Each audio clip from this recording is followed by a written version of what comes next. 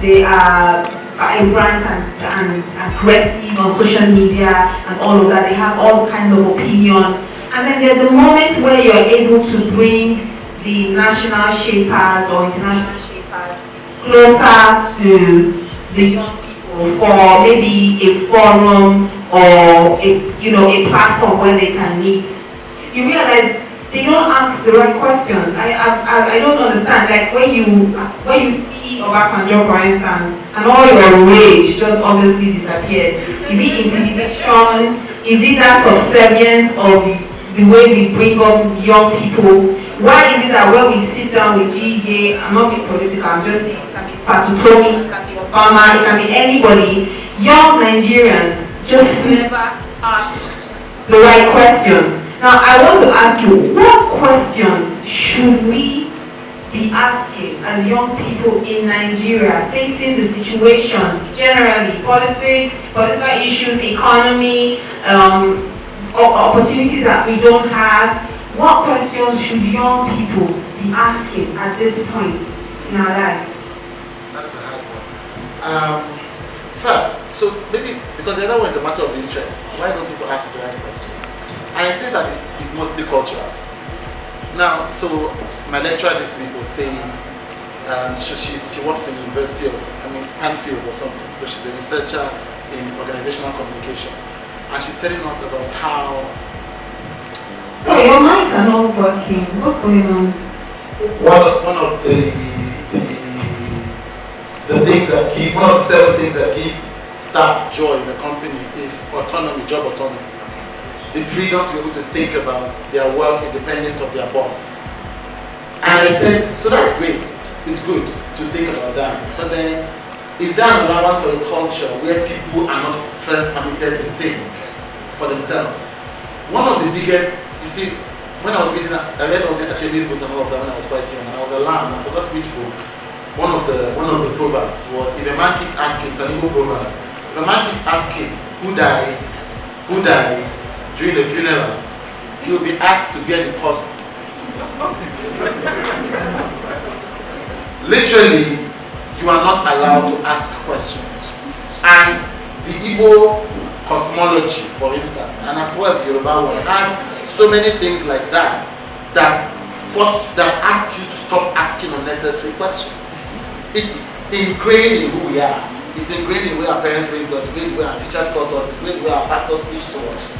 You are not allowed to question authority. And so, when people are on social media, they're not questioning authority. They are having a monologue. They are talking to themselves. The power structure is balanced. It is me talking to my mates.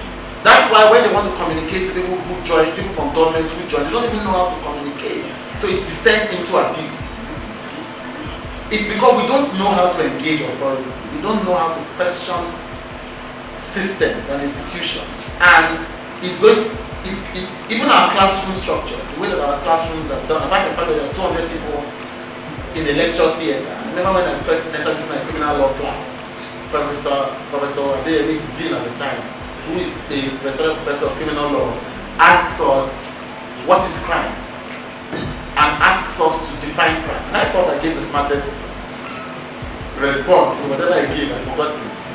But you shut everybody down. What's your own? No, wrong. What's your own? No, wrong. What's your own? So that's from, before asking us the question, he already had concluded that we're all going to be wrong. And they said, you are all wrong. This is my definition. So I'm like, so if you need, why did you waste our time? You have just told us what criminal law is. And in law, I spent 7 years reading law. It was 7 of the most miserable years of my life. And the only course I got a 5 in, okay, no, I carried over constitutional law, then I got a 5 in it. Good, I retained my image. The only other course I got a 5 in, apart from land law, and I still wonder how that happened, was jurisprudence. Now, jurisprudence is the thinking through of the law. That was the only course in school where I was allowed to think. Like, how many of you read law here? Okay, lucky you. You had to cram cases. You had to cram. You had to unnecessary. Like when you go to court, You don't have to cram cases, you can open the case and read. But to read law, and it's still there now, you have to cram it. You know, meanwhile, law itself is supposed to be how you apply these principles and case studies. So the person goes through primary school, his parents, secondary school, meets these Achebe books, reads Traramwapa's books, reads all these books, Chukwemeka Ike, they tell him you're not permitted to think. Then he goes on Twitter and suddenly you expect him to start thinking. It doesn't work like that. So even myself, when I confront authority, I have to practice. I have to coach myself and say, Chude, you have a duty to ask hard questions, but you have a duty to ask them decently. It is possible to prod decently. And so, I've learned that. It's because that's the culture under which I grew up. I have had to unlearn the fear when Obasanjo shows up, the fear when Olusegun shows up, the fear when Fashola shows up. And again, I don't think that I should legislate what questions young people to be asked, should be asking. More than I should say that we should ask questions. And we should begin to be more confident in demanding answers. So I get very offended. So people say, when people say candidates should, okay, so let's not get to politics. So more important for me is people need to grow the confidence to ask questions.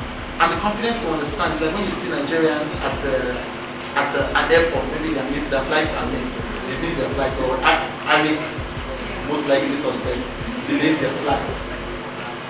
Walk up to the woman and ask her questions. Why are you shouting? Like she won't understand what you're saying unless you phrase it as a question.